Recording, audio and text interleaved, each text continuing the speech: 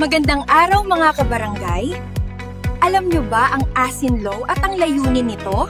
Alam nyo ba kung ano ang batas na ito? Ito ang batas na nag-oobliga sa paggamit ng iodized salt. Inoobliga ang lahat ng producers, manufacturers, importers, traders at distributors na lagyan ito ng iodine bago ibenta at ipamahagi. Inaatasan din ang mga food outlets, restaurants at mga tindahan na tanging iodized salt lamang ang ibenta at gamitin sa kanilang mga establishmento. Ang iodized salt ay mahalaga, epektibo, mura at mabisang paraan para sa iodine deficiency disorders o IDD. Napakahalaga ng iodized salt para sa brain development at cognitive function.